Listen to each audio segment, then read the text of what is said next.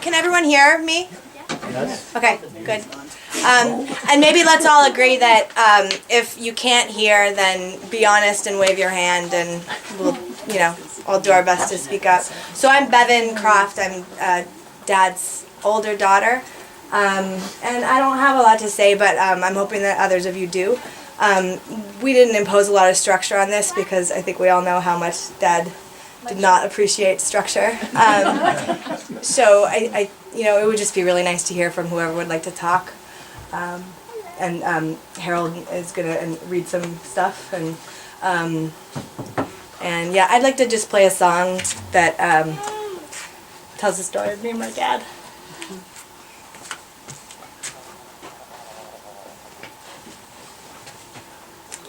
I still dream of Orgonite.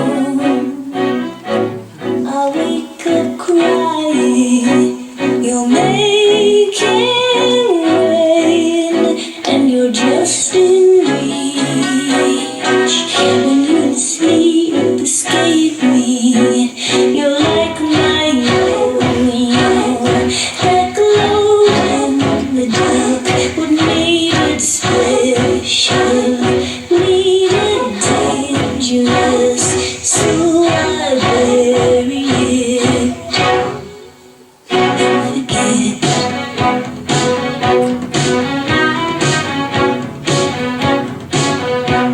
But every time it rains, you're here in my head, like the sun coming out. Ooh, I just know that something good is gonna happen. I don't know when, but just it could even make it happen. On top of the world, looking over the edge, you could see them coming. You look too small in their big black car to be a threat to the men in the bar. I had my yo-yo in the garden. I can't hide you from the government.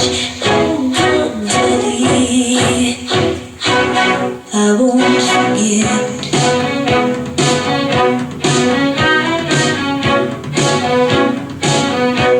Cause every time it rains, you're here in my head, like the sun coming out. Ooh, I just know that something good is gonna happen.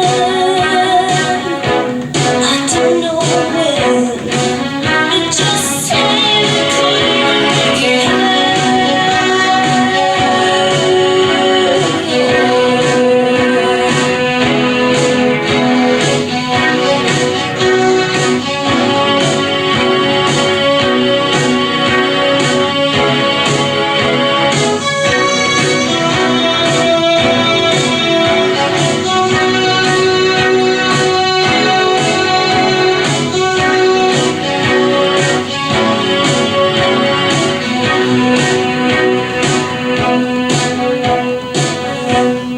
every time it rains, you're here in my head, like the sun coming out. Look, your sun's coming out. Ooh, I just know that something good is gonna happen. I don't know when, but just say it could even make it happen.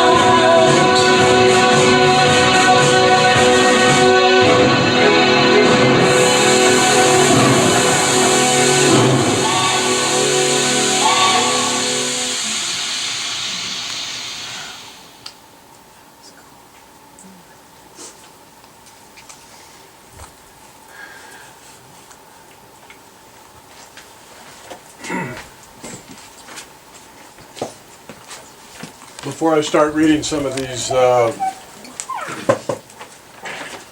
allocates of people who knew Don, I'd just like to say that it was Don and Carol that really got Carmen and I started on moving up here. And so we always appreciate that. And we're looking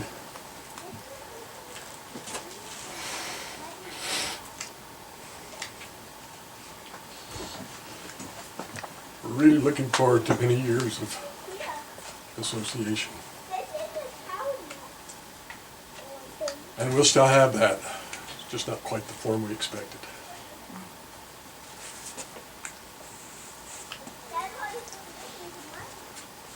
From Donna Whitten, Don's mom.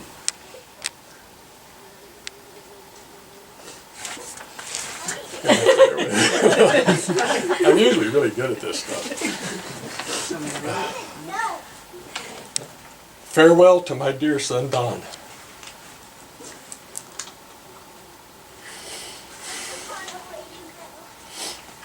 I remember him as a darling boy who could always make me laugh, even when I should have been serious, especially when I was trying to discipline him. I would end up giving him a hug. Don had a favorite blanket, which he loved, and when I tried to take it from him, he would have a fit. He loved the satin edge. I got so that every night I would cut off some of the blanket until it was gone.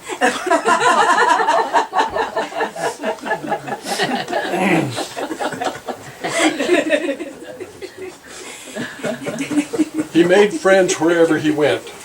I'm lucky to have some of Don's beautiful artwork, which I treasure. My last recollection is when he was in Idaho celebrating my half birthday in 2016. I was so delighted to see him and Carol there. It was a wonderful celebration. Don asked me if I had anything on my bucket list. When I told him I wanted to visit the Museum of the Fur Trade in Chadron, Nebraska, he told me he would drive to St. Louis and we would go there. We did, and it was 800 miles. We spent 4 wonderful days together, and I remember every minute of that trip. I see Don's girls on a regular basis. I see Bevan every year with her children, and Nora about every other year. Bevan and her family and Nora and I were at Don and Carol's house in 2015, just before Ivy Donna was born. I'm in touch with Don's sons on Instagram, where they show me their artistic flares. Stay happy, Don. You love your mother, Donna.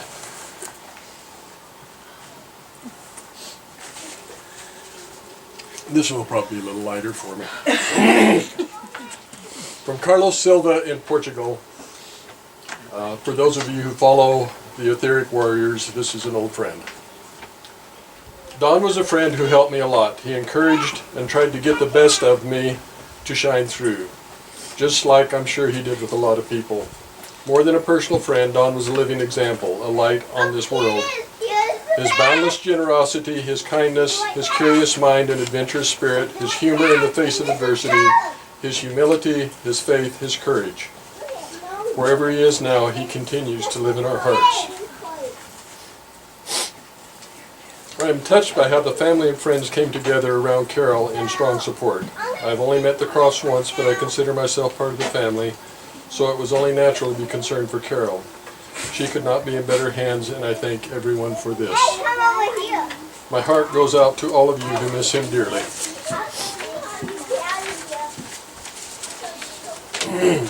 From Francisco Garcia Subiriat in Catalonia. Don was a dear friend and teacher and mentor to me, a walking encyclopedia balanced with an amazing bag of adventures accumulated throughout his life, following his passions honestly and always with integrity. Such humble giant who never forced his way, never forced his views, but inspired me to come to my own realizations and grow through them. Always available to anyone, no matter how long and clogged his email inbox was from thousands of requests from people all over the world. At 70, he showed me the spirit of a child. After witnessing his stamina and drive on our boat trip, I admired him even more. I told him I wish I could be like that if I ever got to his age. This was driving a Zodiac, an open inflatable boat from Florida, Key West. from the Key West, down Across to the Belize, across past Cuba, down to Yucatan, down to Belize, to the Big Blue Hole, which they gifted with Orgonite, and back, running without lights at night, stormy weather, and he's wondered why the Coast Guard pulled him over, because he looked like a drug runner. But they got him home because they were almost out of gas. I had to throw that in. But that's what, 800 miles one way? 1,500 miles round trip on the open ocean in an open boat? Swells 20, 30 feet high.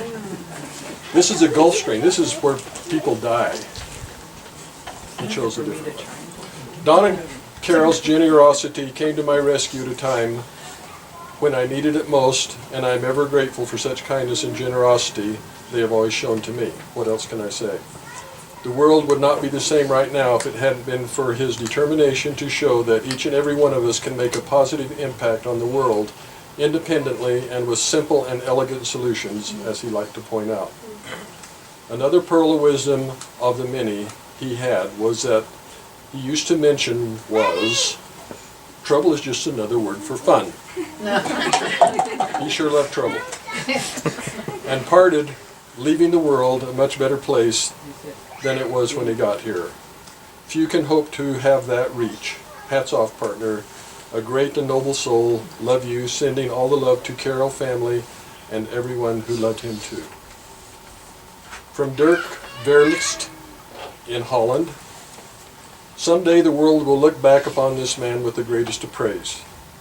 I'm glad to have known him and deeply grateful for all that he has taught me.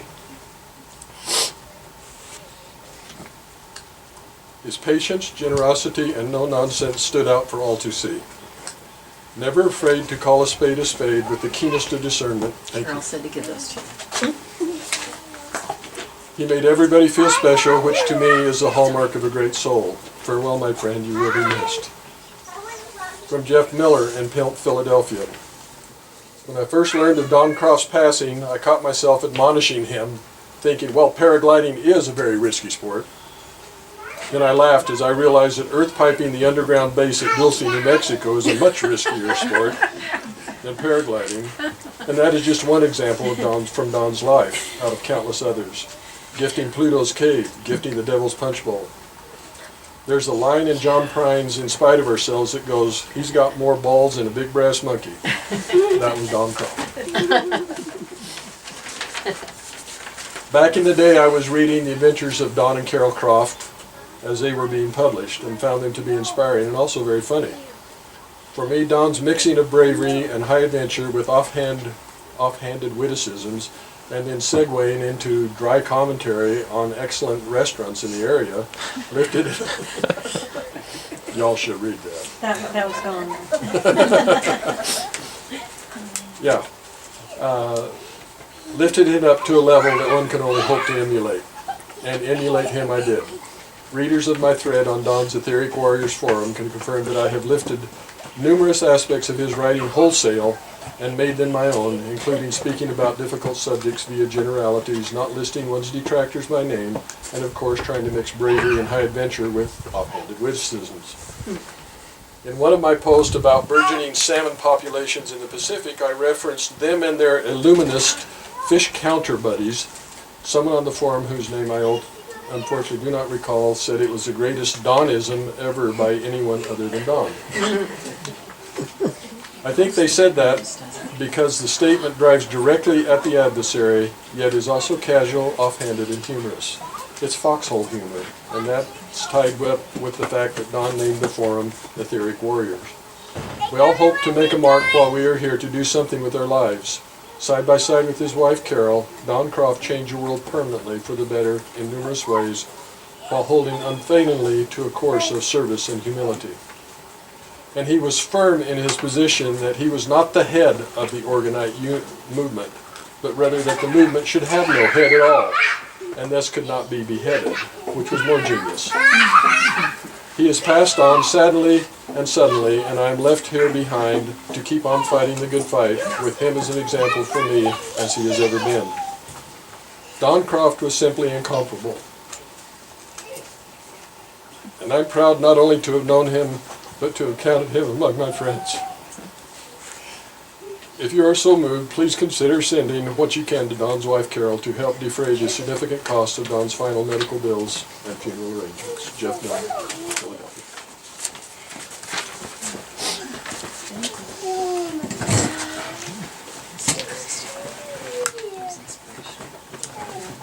So I'm Carmen, and I have more to read.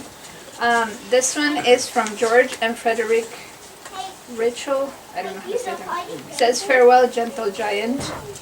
Don, we thought you would be there forever. Perhaps you took too much for granted. When I recall you, I think most often of those email conversations we had during 2002 before we even started making Orgonite. You literally taught us everything we do today. Without you, there wouldn't be Orgonite Cloudbusters, HHGs, TBs, Orgon Zapper, SP Crystals, or Power Wands. There would not be such a thing as an Orgonite gifting network. Most likely, we'd still be swallowing unadulterated chemtrails and be hopelessly lost in a maze of DOR-based electromagnetic mind control fog. You were always extremely modest and humble, while keeping a very special sense of humor. You never became conceited about your role as the chief instigator of this whole thing that we call the Orgonite Network. You didn't want to be seen as a guru or a leader, and to a point you were successful with that. There are now many people who make and use Orgonite and barely know about you. However, you were a leader, wanted or not, because you were leading by example. Integrity and truthfulness being the hallmarks of your character. You were not smooth or elegant, but rather crunchy in your directness. I remember what you said about your Neanderthal genes, imaginary or real. Definitely pre-Anunnaki and 100% human. You were not a schmuck. You once said that you were not too keen to be psychic in your lifetime, as everybody would become instantly psychic at the moment of death. Well, you know now if that is true. I imagine you soaring up there in those heights that you were instinctively drawn to, looking down on us with a mild chuckle. We shall remember you with joy and happiness in our hearts, grateful for the fact that we were allowed to know you and be inspired by you." And it's Frederic and George from Johannesburg, South Africa. This one is from Dooney and Steve Smith in Montana. "We have known Don for many years and have shared quite a few adventures with both Don and Carol. There are no words to express our sadness, but we are so glad to have had Don in our lives and in our hearts. He was a special person with a generous heart and a brilliant mind, which is an unusual combination. Don helped show us that there are things that ordinary folks can do to profoundly shift the energy dynamics on the planet with simple tools such as like Orgonite. That was very inspiring and encouraging in the face of these challenging days. Don and Carol have done a lot of work to heal the planet, and that legacy will live on forever. We love him and miss him always." This one is from Francie Stephian in Connecticut.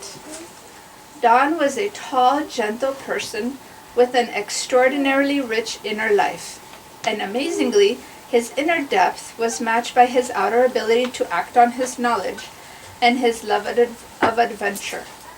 He will be remembered for his impressive achievements in healing, both in physical self and also in caring for our planet and our communities. Yet I believe he will be most deeply missed for the extraordinary conversations he had by email or in person, and how he reached, enriched, and reassured so many lives. I first connected with Don by email in 2008, after the arrival of high-speed internet in our rural town. Previously, as I waited for that internet connection, I had compiled a handwritten list of all the questions I wanted to Google. It was a long list, and covered everything from the corruption in our town and state to pollution in our skies and protecting my family, and on to more esoteric questions about blue-colored energy that my acupuncturist couldn't or wouldn't answer. When I finally got my internet connection and I started my search, I spent hours and hours and months reading, often late into the night, which was tough as I had a very young child at the time. However, when I finally landed on the Etheric Warriors site and read about Orgonite and the myriad of topics Dawn so easily covered, I forwarded the link to my husband, told him I had finished reading, somebody doesn't like me, reading the internet, shut off my computer, and we started on a list of supplies that we needed to make our first Dawn Croft style cloudbuster. The fun started with the cloudbuster. Honeybees swarmed it in the snows of January. We were graced by black helicopter flybys, and we were watched by a magnificent stag that I thought I had imagined, but our neighbors commented on it also. When I emailed Dawn, our long-running dialogue became one of the most interesting conversations I had ever had. He truly was like a living encyclopedia, and he had an easy mastery of his knowledge that enabled him to draw connections and illustrate meaning in very complex topics and situations. I found the community brought together by etheric warriors to be made up of some of the most wonderful people I have ever met. Like myself, many others were seeing that things weren't right in the world, and yet we felt so isolated because no one else seemed to notice. It was such a profound help to connect with Don and his network of people who were also seeing and looking, and most importantly, working for positive changes. I participated in the Etheric Warriors chat for many years, and one of the sweetest things about Don was how he constantly professed his love and admiration for Carol. While it was such a shock to learn of Don's fatal flying accident, I feel a sense of peace for him when I reflect on all he accomplished and all the people he brought together. Somehow it seems right that he met his match with the mountains, the wild, and the wind, his own sense of adventure, but remained aloft from the pettiness and corruptions of the world he'd helped to heal. And with all my heart, from my whole family, thank you, Don. Francie.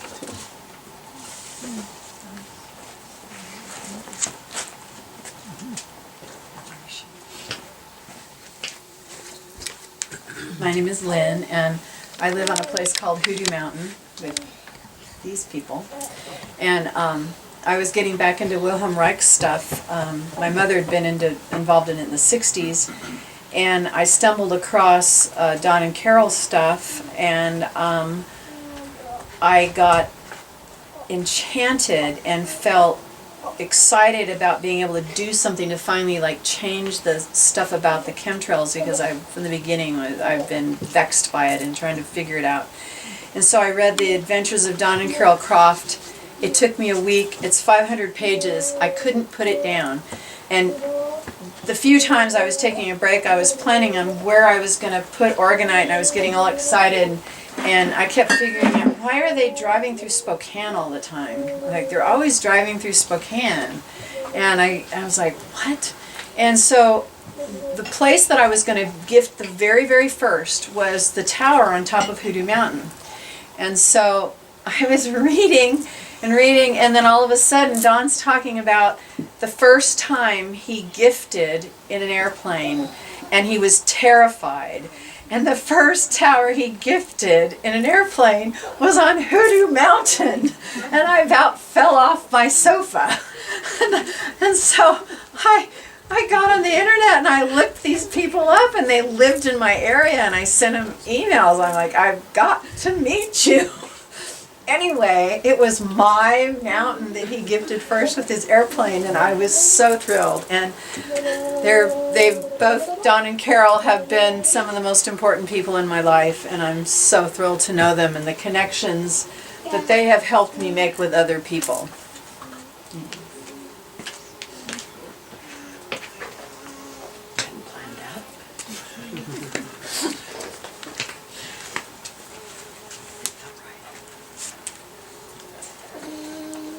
Hey everybody, my name's Jack Music.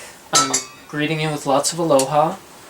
I was on my way up to see Don when I got the news that he had passed. And I was really looking forward to seeing him. I didn't know what I wanted to say, so I kind of thought on the way here, yeah, I'm grateful to get to meet his family and his friends and to be here with you to celebrate his life. He was many things. He was a son, he was a brother, he was a father, grandfather, a husband, but he was so much more too. He was a pilot, he was a sailor, he sailed like a mad adventurer solo around the world basically. He lived all over the world at different points in his life. He was an entrepreneur, he was a successful businessman, and an inventor, an electrical engineer, Sign painter? a sign painter, Artist? but he was an inspiration to people around the world. I know to me and to many other people, he was a healer too, not just of people with his zappers, but also of the planet, because he got thousands of us to make our millions to make our Orgonite tower busters, and then we would go out and put them in special places around the world. And I first met him online, I guess, about 2004 or 5, and I saw that he had a really great vision. He recognized immediately the importance of the internet and the way that people could connect all over the world, and his writings resonated with a lot of people around the world. And one thing that stuck out with me back then was he said, it used to be you'd feel really lonely, you wouldn't have any friends, but now you can make friends all over the world and you can find people just like you and talk to them on the internet. And then Don did that. He invited anybody to write him, and then he would correspond with us. And I corresponded with him for many years, and I was blessed to get to meet him about 4 years ago. He was driving through Kansas, and he drove 3.5 hours out of his way, each way. And then he was so generous with his time. We went out to dinner. And then afterwards, we drove and we sat at a Starbucks in the grocery store, and we sat there for I don't even know how long, and we talked so much, and it was so cool. And we both I'd been talking to him this summer, and he invited me to come up, and he said, "Come up anytime. We'll be happy to see you." And I was really looking forward to seeing him because he always gave me sage advice.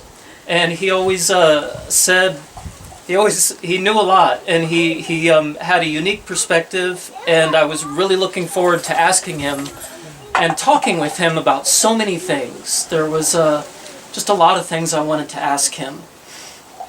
Oh yeah, and when I saw him 4 years ago, because it had gotten dark after and I was like, what are you going to do? Like, where are you going to go? And he was like, and this is when he was coming back from Florida, and he was hauling a boat. And he was like, oh yeah, I'll just drive for a few hours and get to a rest stop somewhere, and I'll just sleep in the back of the boat. And I really admired him. I was like, I need to be a road warrior like that. Like, that's really cool. And yeah, and I was looking forward to telling him how I lost my harmonic protector last year swimming in the ocean. I thought he'd get a kick out of the story. And yeah, and it was so cool he came to see me. That's one thing I'd say, that impression he made on me. He was so cool. And we all saw that. Like, what people that resonated with him, what he said really spoke to us. And in a number of ways. And he was in the best sense of the term, he was a badass. He was just so cool. And yeah, and he was a man, but he was a hero to people around the world. Thousands of people found him to be a hero. And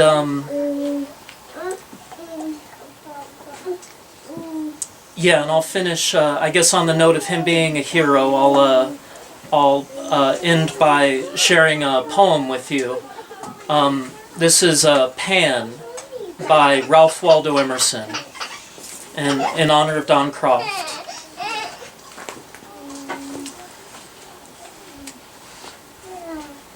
Oh, what are heroes, prophets, men, but pipes through which the breath of Pan doth blow? A momentary music, being's tide swells hitherward, and myriads of forms live, robed with beauty, painted by the sun. Their dust, pervaded by the nerves of God, throbs with an overmastering energy. Knowing and doing, ebbs the tide, they lie white hollow shells upon desert sands. But not the less, the eternal wave rolls on to animate new millions and exhale races and planets, its enchanted foam. Thanks, Don Croft.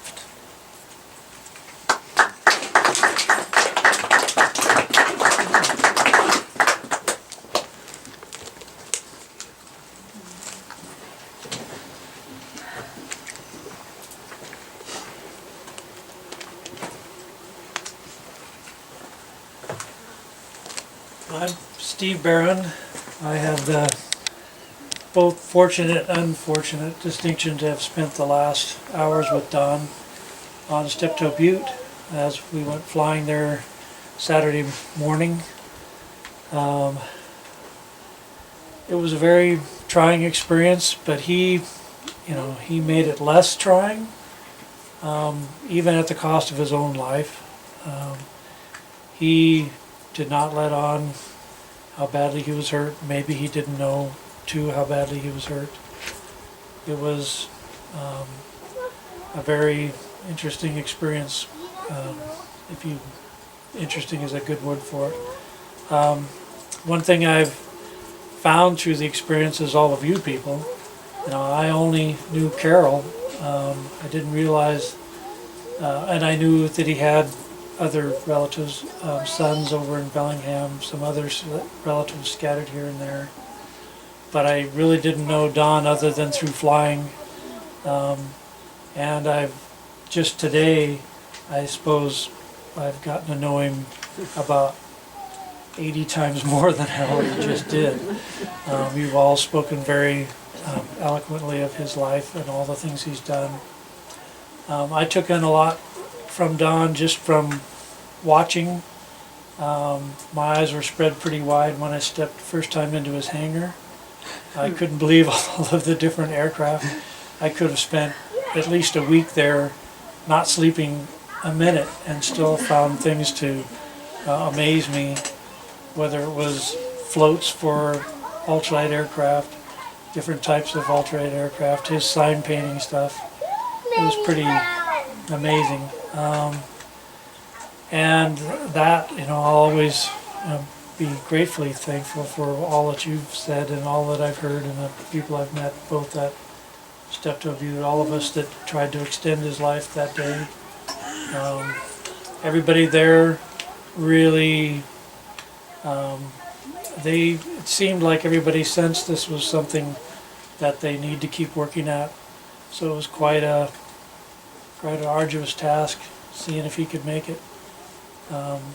And he was the one to complain the least. Well, in fact, I've never heard him complain about anything. Never said anything negative about anything. Quite an amazing individual. It was a pleasure to still be getting to know him. Our club's called Center of Lift. There's 4 or 5 of us here today. We'll be staying in touch and helping out with as we can. And we've made some friends that we tend to keep. So thank you. Thank you.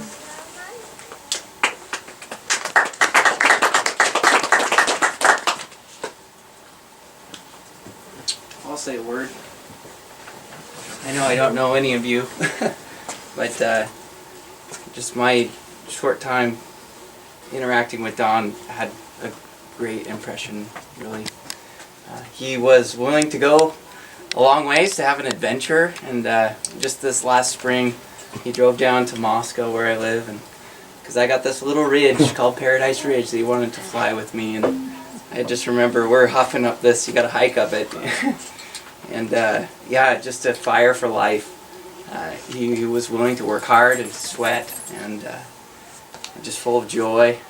It wasn't challenge, it was joy for him to push through hard things. And I just remember we had just a beautiful little flight that evening, and we landed, and as I was just sharing about my life, he learned that I have a family with these little kids, and he's like, can I do something for you? You got your hands so full, and that's such a great thing that you're doing. And he's like, you guys have like a co-op here. So he hauled me down to the co-op and bought dinner for my whole family. And I just remember just thinking like, wow.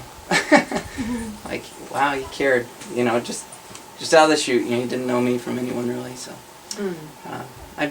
I'm deeply saddened, and it's good to see you guys. I hope that's encouraging. So, What's your name? my name's Nate Anglin. Thanks, Nate. Thanks, Nate. Thank you.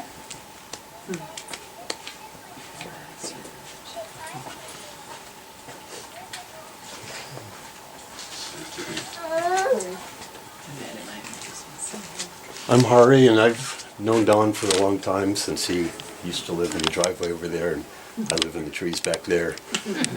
And he was crazy. just plain crazy. And that's really good, because most of us aren't crazy enough. And we live what we call sanity, but it's not. And he's an inspiration. Because if he had an idea, it happened. Crazy things he would do. Just because he believed he could. And to watch somebody else that just does crazy things because they believe they can. Awesome inspiration. You know, there were just so many different times that, you know, we ran into each other. Just, you know, we went to an energy conference and saw energy make itself from nothing. It was pretty incredible. And of course, we both like flying. I'm not a pilot other than models, but we both had fun with that. And but it was just inspiring to see somebody that lives crazy. Anybody something right here? What's that? Jack, can you play the camera over here? Yeah, gotcha. That was the thing about Don. He has such a huge heart. When he found out that Hari wanted to fly, he went and he found a pilot on the runway who would give him flying lessons for free. Someone who had an airplane in our hangar, and he said, "Will you help my friend Hari?" Because he knew he loved it and he wanted to learn. Well, only since I was like 7. Such a dear heart. He knew right away, and that's what he would do. He would, and same with Nate. You know, he found out he had kids, and he wanted to take him and get groceries. You know, I mean, that was just a part of who he was. But I just had to add that. I'm sorry. So, You know, and Hari, you finish. sure. You know, and I was interested in free energy, and there was a conference. He paid my way in, and for a couple of days we watched incredible like energy happen from nothing. Well, there's something. Tesla understands it, and so do a few others, but it does work. I saw it happen. But really, we all get stuck in a life that follows a pattern. And it's just an inspiration about all of us. If you believe it, do it. Thank you. I thought you were pretty good at that.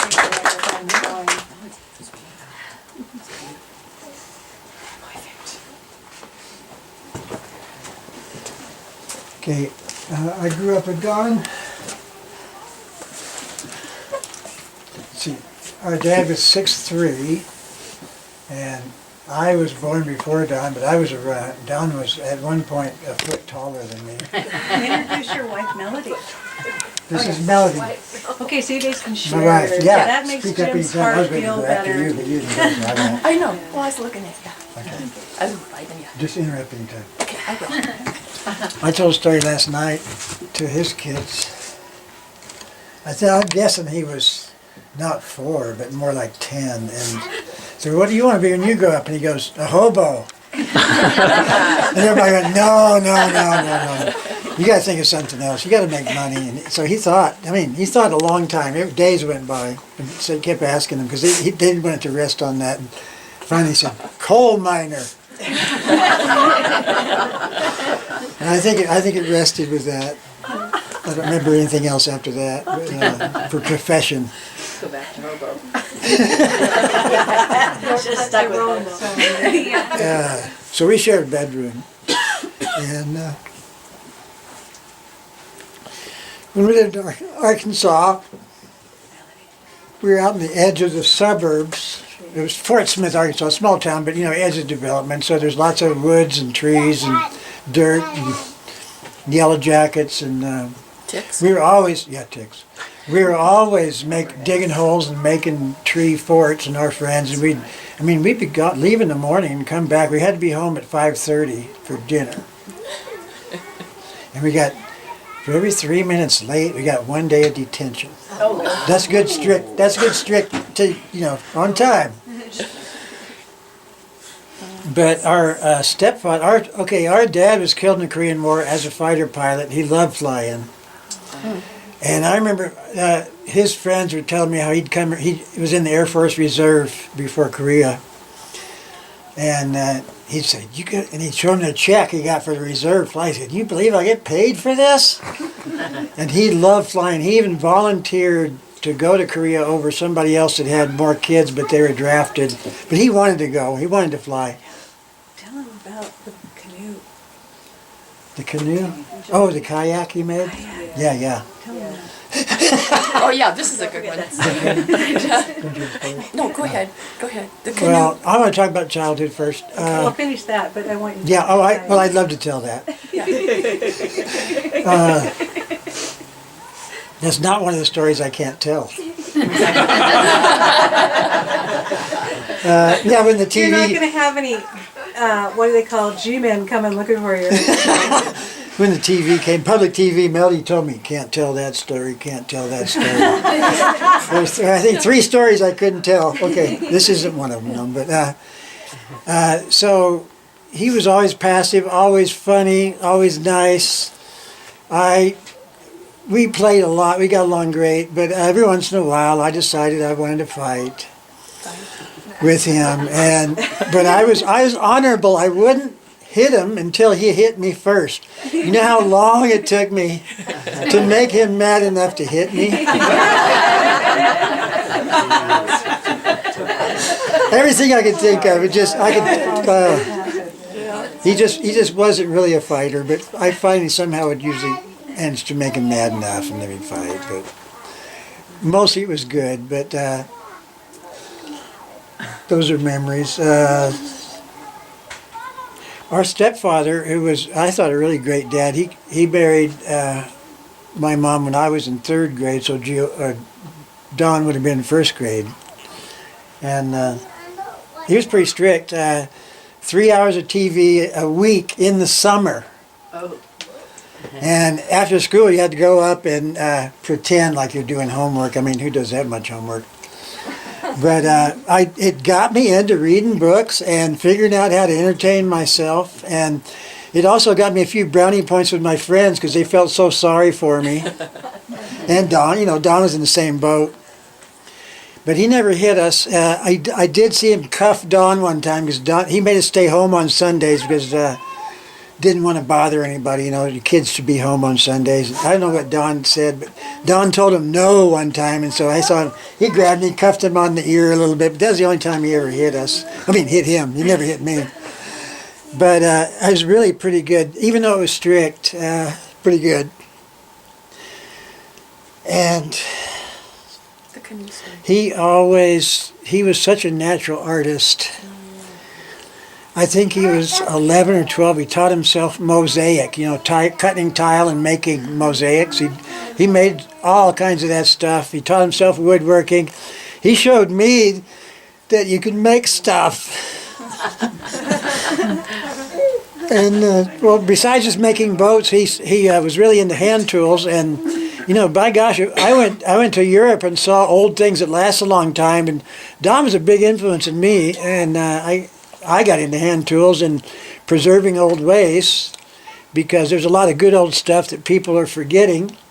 Not that that was all good in the old days, but there was a lot of good ways of making things and being, and that we need to preserve. So. And tell us what you do. Well, I got into bookbinding right away, and so I make medieval books from raw materials. And I'm trying to recreate the old quality, because that's what I saw when I was there. And that, you have to go back 400 or 500 years to get to the really good books that are still in good condition. So that's basically my life goal. And the homesteading, back to the land thing, and having You restore books for. Huh? You restore books for. Yeah. For. The Smithsonian. No, I never did that. You didn't do that at the Vatican? No. I mean, did. let me see. The restoration isn't my high point. You did those other books where you had to do the stitching and put the right clasps on. Yeah, I worked on a lot of old books, but no, I'm kind of out there. They have other people that do that for the most part. But although what I do is pretty unique. But so anyway, they want me to tell the kayak story, and so. Let's see, our grandfather Croft, he worked our asses off for 50 cents an hour, and then he bought us a new car when we were 16. So he bought Don bought me one, bought Don one, and Don was driving across Canada in his new Corvair in '65, and ran out of gas, ran out of money. He had a whole bunch of hitchhikers in there. He gave the car to the hitchhikers. And then he hitchhiked on to Seattle and lived in a crane for a while.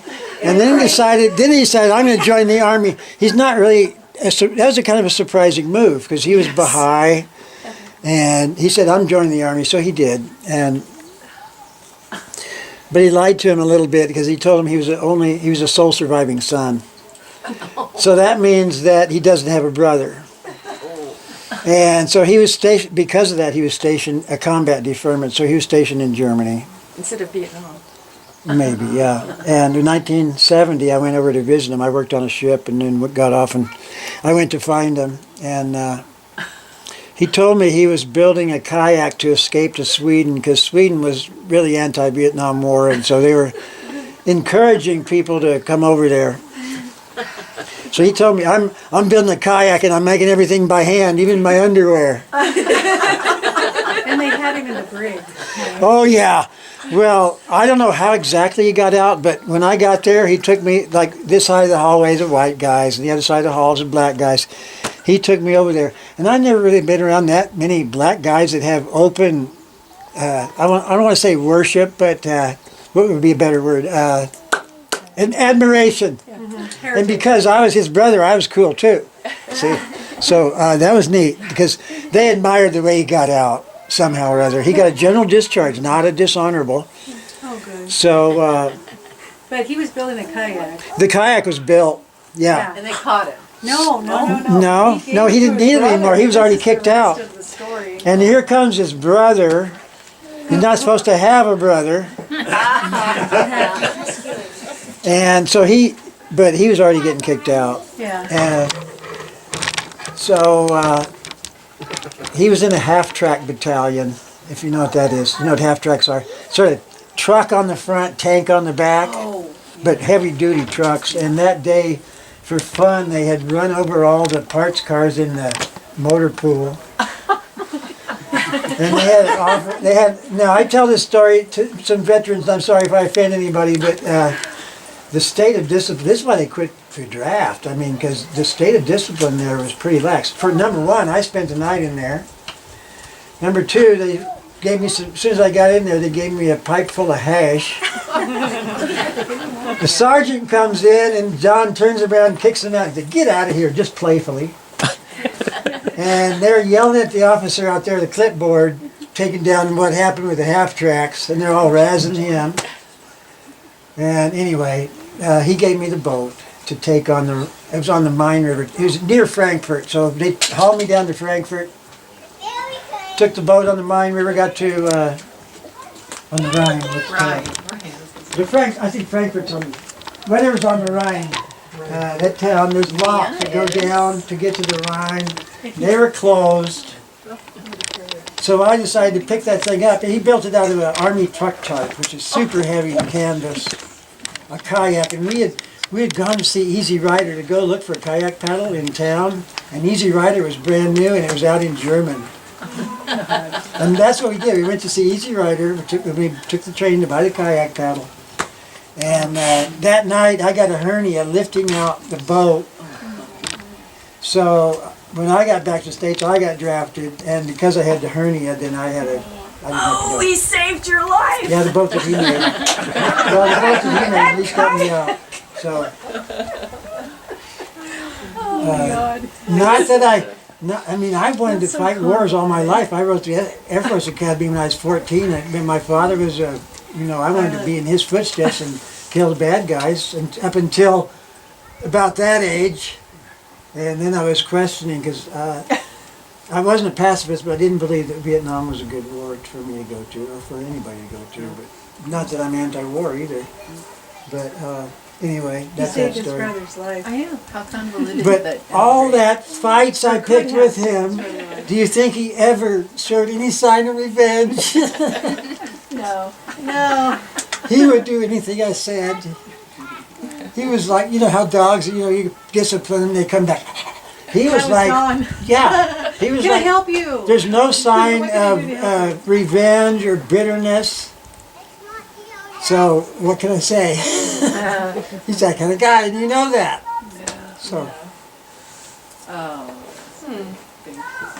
Well, what do you got to say? Well, we all have parts of Don that we partook in, and when he was living in the driveway here, in the Zaporium, which eventually happened here, it was all summer. Jim was gone on one of your bookbinding tours, and so Don and I hung out, and we ate garden salads and quiche, and it was like fun, and he was making zappers and Building another boat. right, and watching movies, and so I got to know him. But also parallel to this, I was just a real good friend to Carol at that time as well, and so she'd come over, or we'd go over there, and so I got to see this love blossom between Carol and Dawn.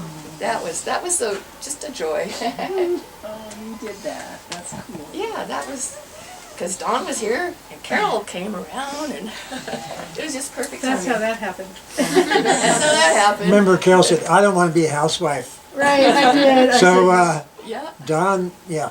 He didn't want to have a He didn't want to have a house. Yeah, there you go. Yeah, and through the years, just So how about one of those stories you can't tell us? Or all of them. Isn't it about time?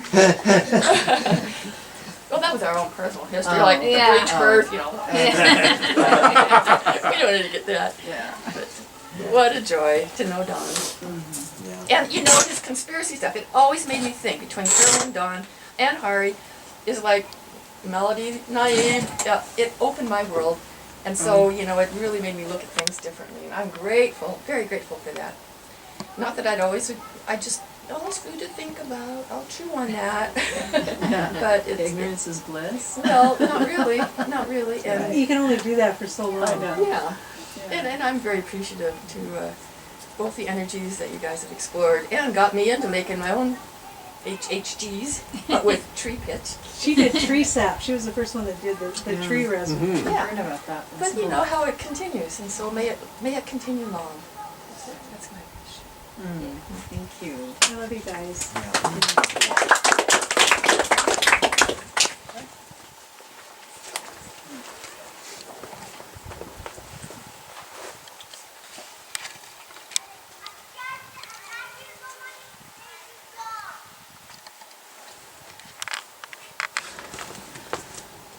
So, I'm the baby sister. And I'll leave you with a much different impression than the great things that all of you have shared because, you know, once I turned about 10 years old and we moved back from Guam, Don was off, so I really didn't get to spend a lot of our teen years together, but I'll fill you in on the earlier years. So, couple of things. Don's favorite snack when he was in high school was an entire loaf of Oh, yeah. Wonder Bread. Not just high That he would- school, no, the whole time. Before that, Yeah, he all would roll the each time. slice into a ball and lay in his bed and eat No, you take the that whole Wonder loaf. Bread. No, you take the whole loaf and you mash it up into Cindy, about tell him a about ball. Oh, And I then you thought sit I in was that gonna and eat say the that. book and eat the whole loaf. He did that a lot. In our family, It was really Don hard and for him to Jim. let go of bread, let me tell Yeah. you. It was, in our family, it was Don and Jim, and then we had a sister Mary between us, and then me. So there was quite the pecking order, but it was sort of like Jim picked on Don, who picked on Mary, but then Don and Jim came to my rescue a lot. Yeah, you were young enough. I that- was yeah. young, and yeah. So anyway, one of the Actually, I don't remember Don picking on Mary that much. I was gonna say, because he Oh, doesn't pick okay. on anybody. well, Don and Jim were kind of a pair. You know, they were kind of a pair. I think it So was more Jim than it was Don. hard to say.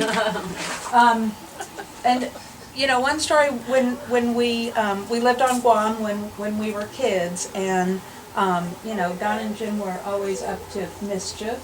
And one time they thought that my mom and dad had already gone out to dinner, had already left.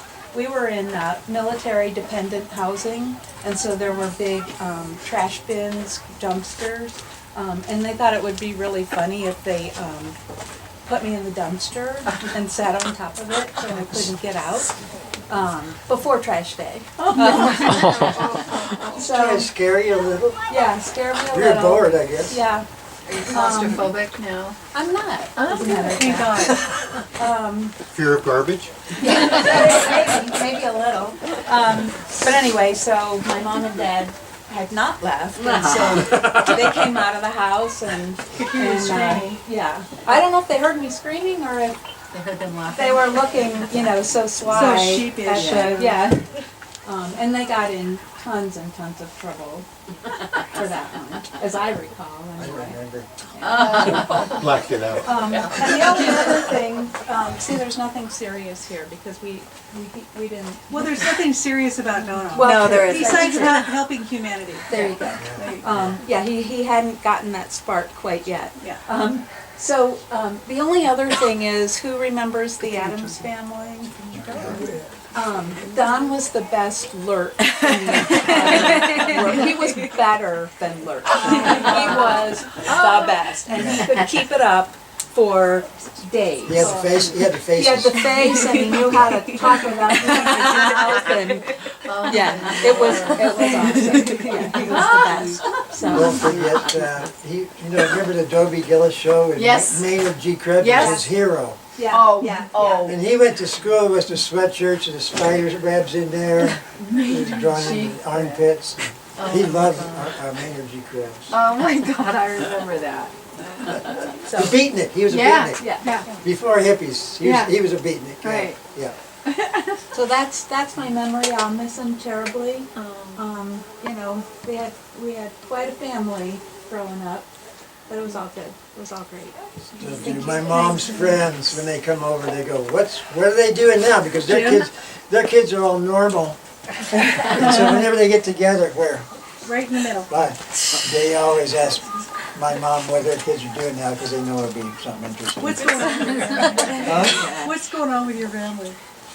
Because, like, Yeah, that's what your mom would say. Oh, What's yeah. going on, or, you know, they would say to your mom. yeah.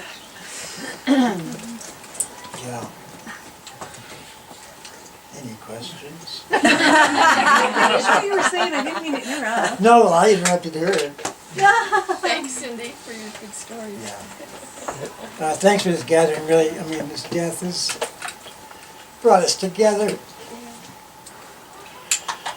which is a real blessing. So, I'm thankful for that.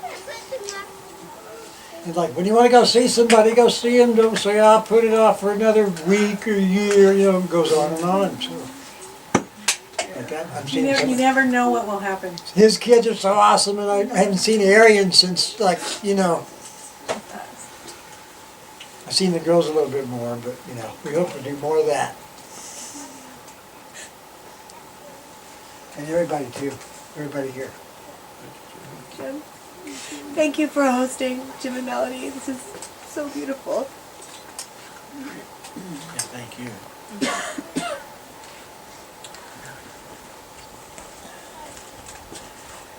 Feel free to get up and get a drink of water, you guys.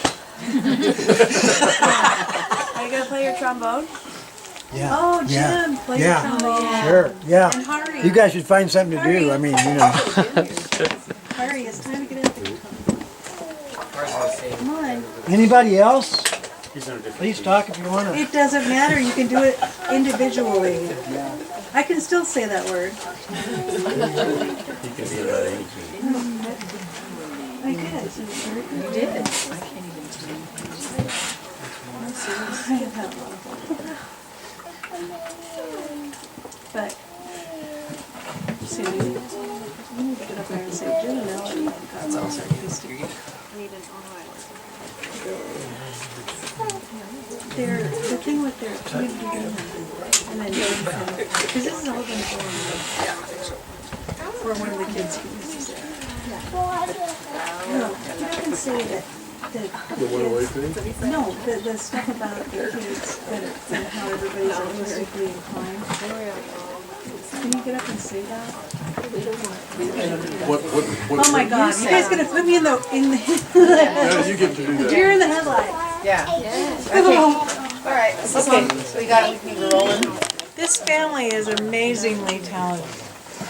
They can play any instrument from a trumpet to a zither. What? If you even know what that instrument is. Melody, I'm putting you on the spot. I know you are. All right. You hear that? Okay.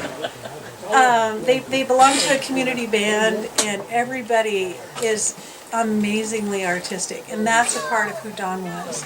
It's all about making people feel wanted and loved and empowering people. That's what he was, and that's what he was about.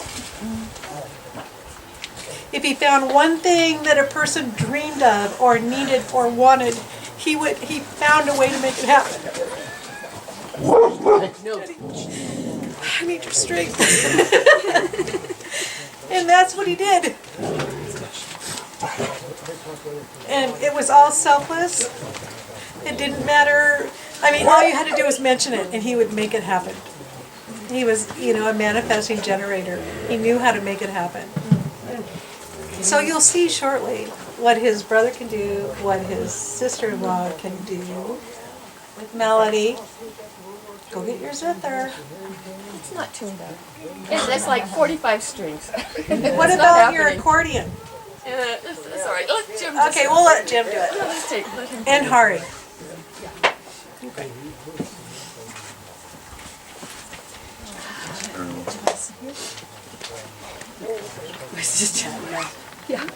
I just found out about Don's passing yesterday, so I didn't feel grief. Partly because when you live an awesome life, let's be sad about it. Right. And that's how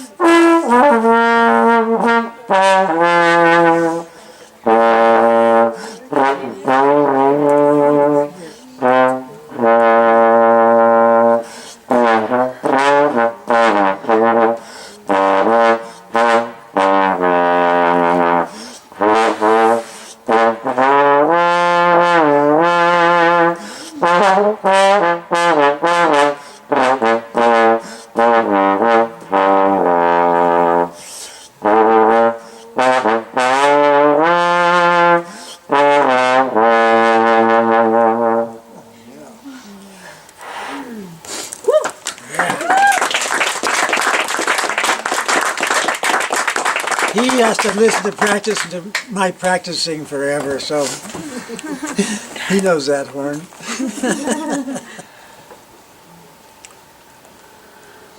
My daughter has an interesting post that she put on Facebook, and I've reposted it a few times because it says something valuable. And it's about grief, and it's a whole paragraph. I can't remember all of it, but grief is when you have love to give and nowhere for it to go. That's special.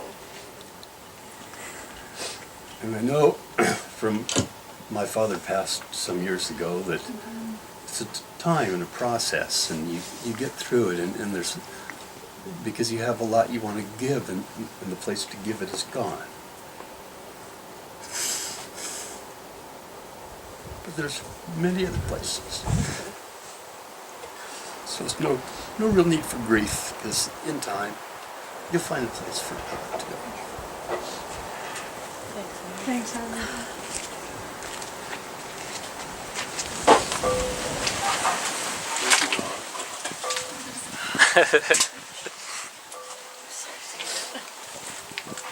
I have something to say about Don and Carol Croft. I'm an outsider. I'm not in the family, and how I met Don and Carol Croft was my frustration with the environment. I was noticing since the year 2000 that airplanes were leaving streaks across the sky that weren't just contrails. I was married to a stewardess, and so I was always looking up anyway, and it became really apparent to me that something funny was going on, and I went on the internet, and that's when I realized Don and Carol were at the forefront of combating things of this nature. My mother told me that it's mind over matter, and that selves were beings in the clouds, and they would clear things if you just communicated with them. Anyway, so I went, drove up to northern Idaho and met with Don and Carol, and he showed me all of his scientific experiments with different things, the 808, and just all sorts of different things he was doing with Orgonite. I had the opportunity to see different shapes of Orgonite, and but what I was most interested in was the chembuster to clear the chemtrails in my neighborhood. And so he showed me how to do that. He showed me his examples, and that's how I met him. really. And then I ended up moving here 10 years later and befriended him and on a more personal basis and helped him fly his paraglider with this invention of the scooter that tows a line. Really, there was some really awesome stuff that he did. And I asked him, well, he tried to get me to do it, and I said, I'm like 400 pounds up, if that's going to happen. But he was very, very rambunctious. I know that. And a good friend, and he'll be missed dearly. Thank you.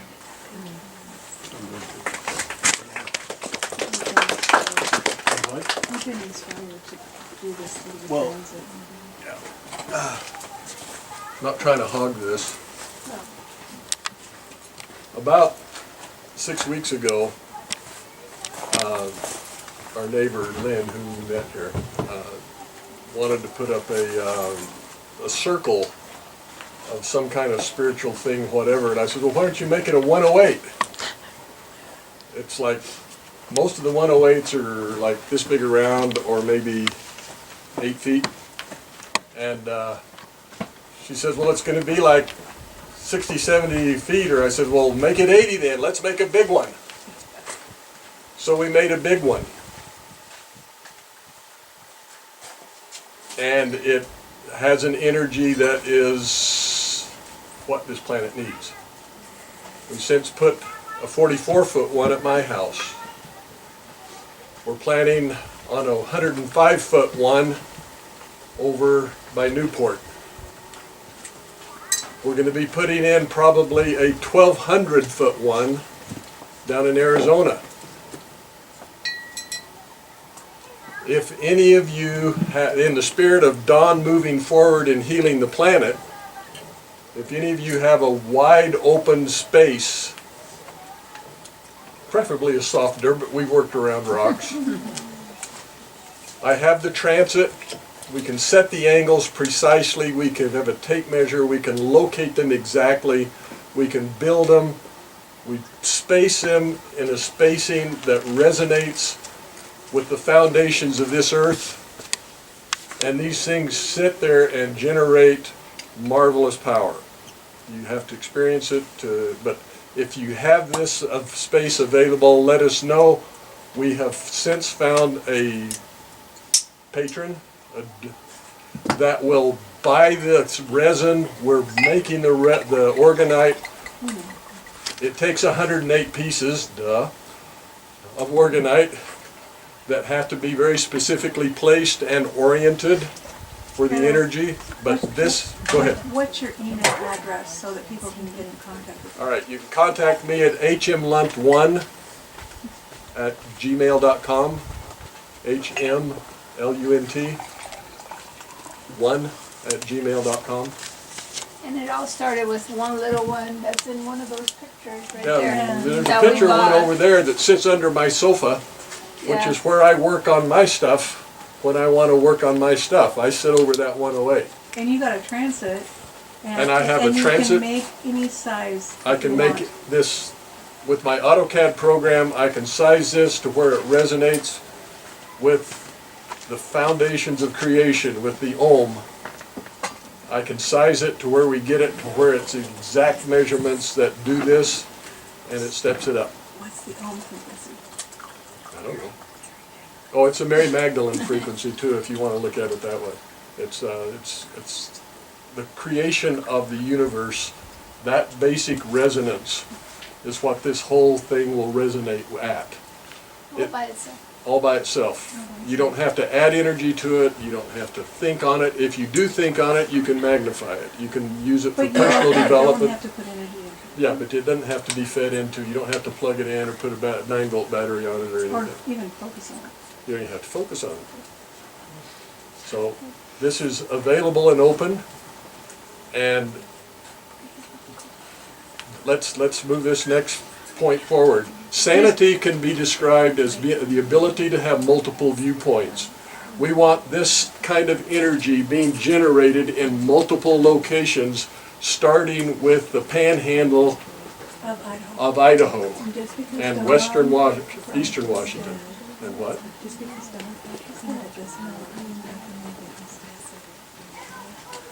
You have to tell me that all over again. I said, just because Don Croft died doesn't mean that the whole movement died. All right. It's just, it's still there, and it's gonna probably be even greater because, you know. He's pushing from that other side. He's pushing from the other side. So, yes, we're talking about the 108. So speak Lynn up has the and tell- 78-foot one. It's 80 foot. We're gonna do it. It's 78. We called it 80 because it's easy to round up. So, We're very precise over here. sorry, it's the engineer in me coming out. It's like there's an Very actual linear. science. There's a science to improvement. When we were laying it out, he and I, in the garden space that he cleared for me for my labyrinth, I said, okay, so you're a Virgo. Libra. Of I said, Libra. you've got to have, Attention to detail. I said, you've got to be a Virgo. I mean, I had all these metal posts, Libras are like and he'd this, have me trying to move find them the an right eighth moment. of an In the inch. middle. As That's we where it feels good. mapped out this thing, and I'm tripping over strings, and it's crazy. And I'd say, no, half an inch to the left. Oh, sorry. Well, So, all I did was help I know, him. but you're supposed to be talking over Oh, here. sorry. All I did was help him. yeah. And he's gonna make a 1,000-foot one at my mom's in Arizona. Yep, that's coming up.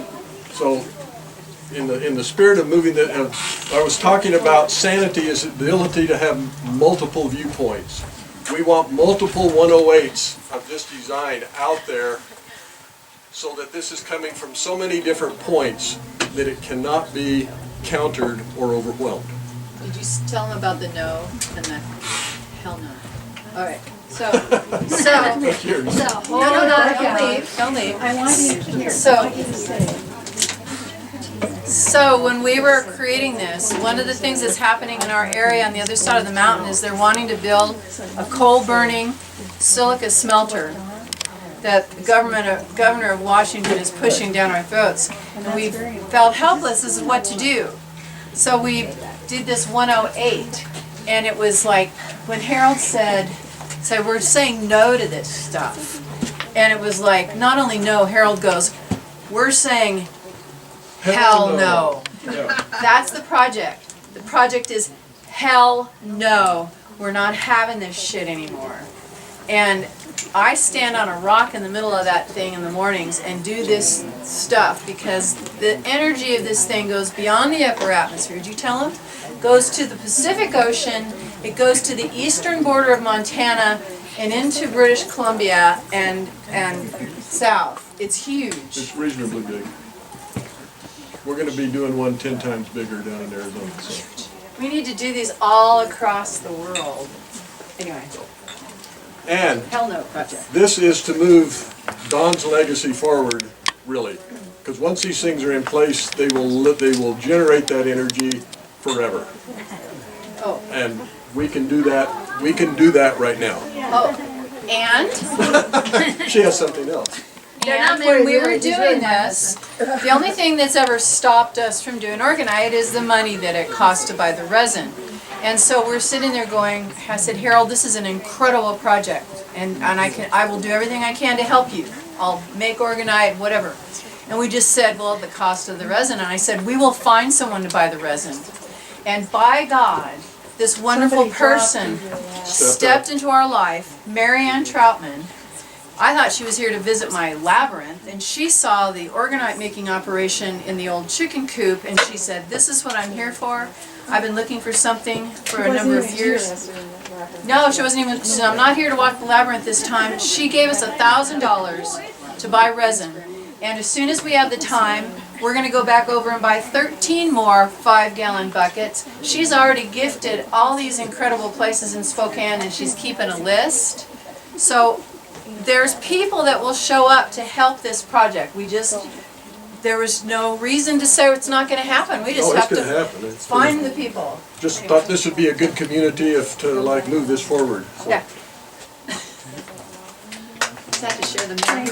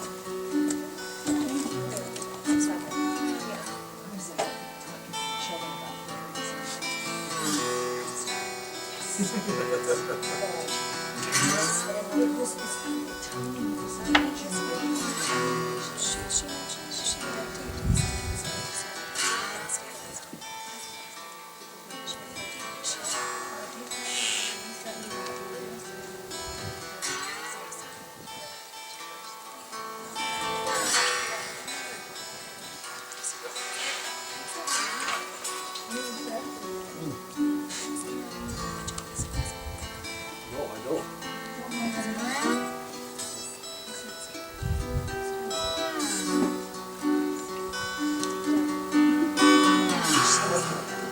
That's why I said it's.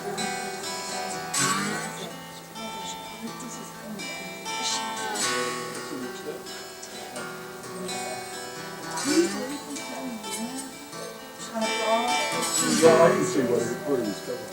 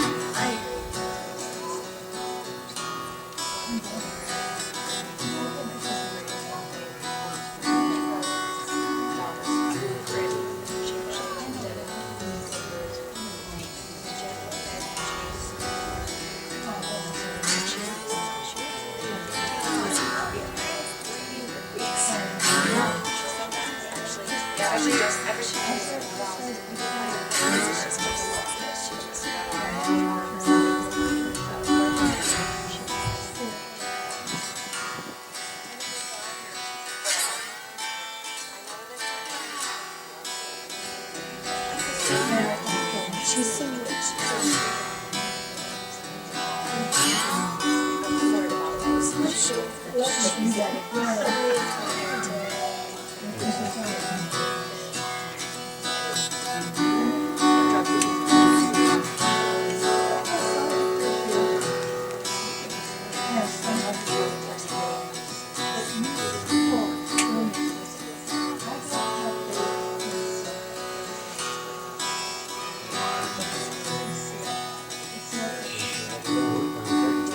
I've been putting crystals in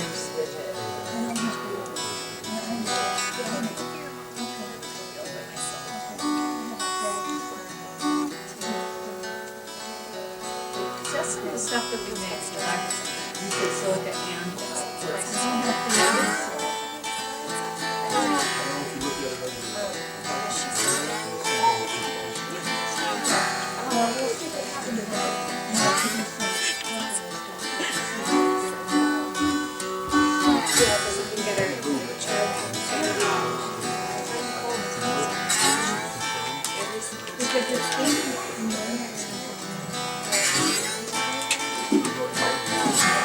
We can make some more. We can make